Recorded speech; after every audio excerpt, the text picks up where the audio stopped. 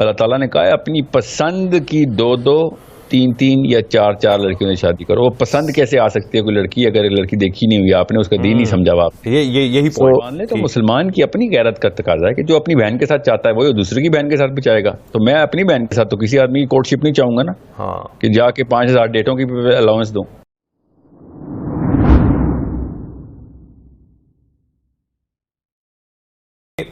مرضی پوچھنا, مرضی کی آڑ کے اندر لوگ کہتے ہیں کہ جب تک پسند کی شادی, مطلب میری مرضی پوچھی جا رہی ہے تو مجھے اس سے ملنا ہوگا, مجھے اس سے بات کرنی ہوگی, ڈسکشن کرنی ہوگی.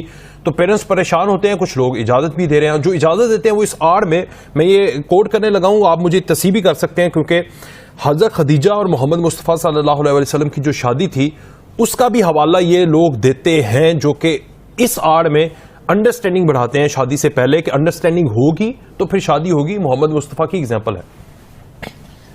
پہلی بات تو یہ بات ثبوت کے ساتھ ہمارے پاس ہے کہ نبی علیہ السلام نے جو ٹرپس کی تھی حضرت خدیجہ کے سامان کے ساتھ, حضرت خدیجہ کے علاوہ بھی بہت سا سامان تھا جو نبی السلام یوز ٹو کیری, اور انہوں نے اپنے اس انٹرمیڈیٹری غلام کے تھرو نبی علیہ السلام کی پروفائل کا پوچھا تھا. نبی علیہ السلام سے کوئی اس طرح کی کوئی انٹریکشن نہیں تھی ان کی. دوسری بات, نبوت سے پہلے کے جتنے بھی واقعات ہیں نا ان کو, اور میں تو کہتا ہوں مکہ کے اندر بھی جتنے بھی جب احکامات آئی نہیں ہوئے ابھی تک, تو اس وقت تو شراب بھی حلال تھی, ٹھیک ہے, کہنے کو تو اس طرح تو بہت چیزیں تھیں. نبی اسلام نے تو کبھی نہیں پی شراب. میں ویسے آپ کو مثال دے رہا ہوں کہ اس طریقے سے بیک ٹریک کرنا شروع کریں گے تو پھر تو بڑا کچھ تھا جو کہ نبوت سے پہلے, شریعت کے احکام سے پہلے مسلمانوں کے لیے اللہ تعالیٰ نے الاؤ کیا ہوا تھا. اچھا, اب جب اللہ تعالیٰ نے شریعت آنے کے بعد, احکام آنے کے بعد جو چیزیں ممنوع کر دیں تو وہ تو ہم پھر بیک ٹریک کرنے پہ آئیں تو پھر تو بہت چیزیں ہیں ایسی جو کہ ہم مثالوں میں سے نکالتے ہیں. مگر یہ بات طے ہے کہ نبی علیہ السلام کو اللہ تعالیٰ نے نبوت سے پہلے بھی اسی شریعت کے اوپر ہی پروان چڑھایا کہ جو نبی علیہ السلام نے شریعت بعد میں نافذ بھی کرنی تھی.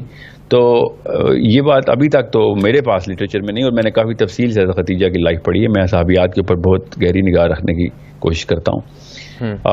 خدیجہ کی کوئی ملاقات رجسٹرڈ تو نہیں ہے نبی علیہ السلام کے ساتھ. مجھے تو نہیں سمجھ آئی کہ ان کو خود ہی ابو جہل کی داڑھی بھی مل جاتی ہے. جب داڑھی کی بات آتی ہے تو کہتے ہیں ابو جہل کی بھی داڑھی تھی.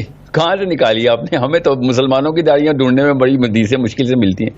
تو یہ حضرت خدیجہ کی ملاقاتیں ذرا ثابت کر دیں مجھے لٹریچر میں سے نبی علیہ السلام سے, یہ ان کو کہاں سے ملتی ہیں یہ چیزیں. دوسری بات, میں ویسے آپ کو ایک بات بتا دوں, میری باتوں سے یہ تاثر نہ آئے کیونکہ میں اس فلسفے کا بلیور ہوں کہ جو نبی علیہ السلام کے دور میں اللہ تعالیٰ کے نبی السلام نے خود رائج کروایا, اس طور اتوار کا, اس مزاج کا کہ جو صحابہ نے پریکٹس کیا تھا, تو وہ والا مزاج جو ہے نا وہ تو آج کل کے مولویوں نے بالکل ہی پنکچر کر دیا ہوا ہے. بڑے بڑا صحابی آ کے ان ڈیفینیشن پہ فیل ہو جائے گا کہ جو آج کل کے مولوی اور علماء کرام نے نافذ کروائی ہوئی ہیں اسلام کی تشریحات.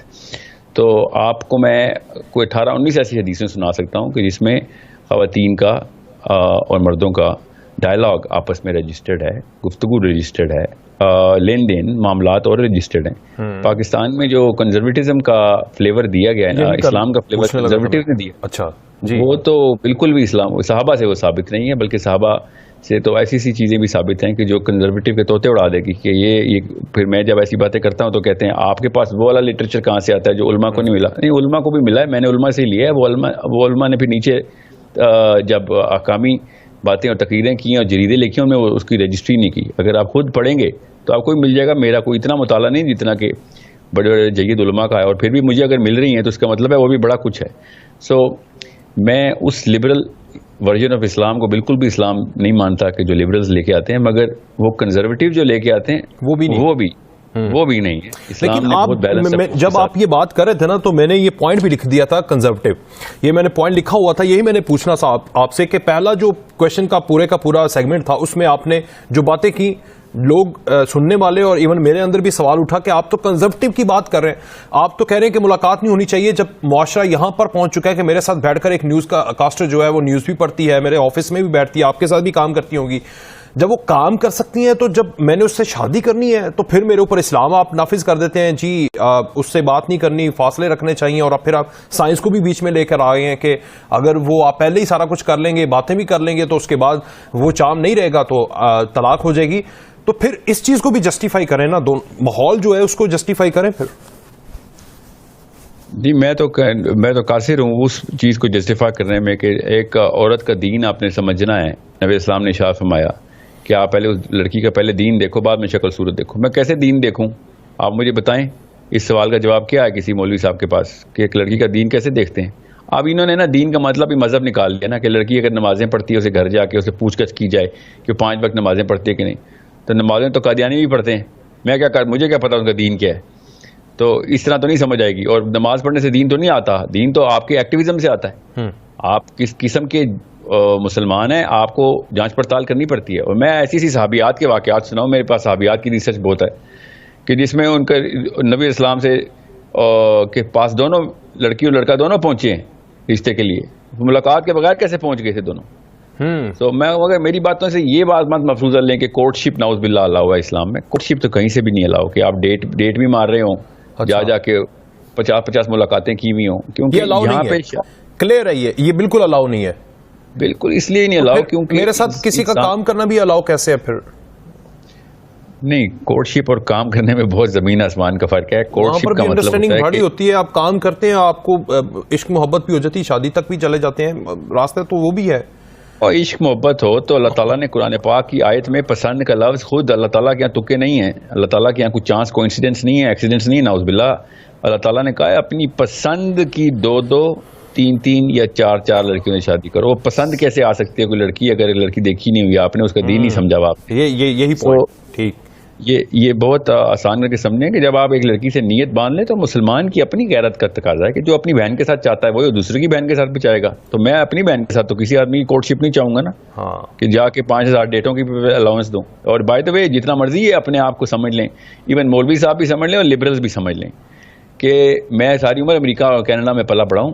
گوروں کو بھی وہ کیا اسے کہتے ہیں, وہ تڑپ رہے ہوتے ہیں اندر سے, خون ابالیاں مار رہا ہوتا ہے ان کی جب ان کی بیٹی کا کوئی بوائے فرینڈ گھر پہ آتا ہے. وہ کوئی خوشی سے نہیں کہتے کہ ہاں ٹھیک ہے جی میری لڑکی کا بوائے فرینڈ ہے. جتنا مرضی لبرل ہوں, جتنے مرضی لادینی ہوں, دہری ہوں, عیسائی ہوں, جو بھی ہیں, وہ یہ انسان کی فطرہ ہے کہ جب اس کو پتہ ہوتا ہے کہ ایک عورت جب الاؤ کرے گی ایک آدمی کو اپنے ویسینٹی میں, اپنے پریفری میں, اپنے اس دائرے کے اندر داخل کرنا, چاہے وہ نعوذ باللہ کوئی غلط کام نہیں بھی کرتی, مگر اس لیول کے اوپر شیطان بیچ میں اگلے سے اگلا سٹیپ کی ترغیب دیتا رہے گا اور نارملائز کر دے گا ان پرانے سٹیپس کو کہ جو لے کے وہ مطلب سٹیپ نمبر 23 تک پہنچے ہیں تو 22 سٹیپ اب نارمل ہیں, اگلی ملاقات اب 22ویں سٹیپ کے بعد سے ہوگی.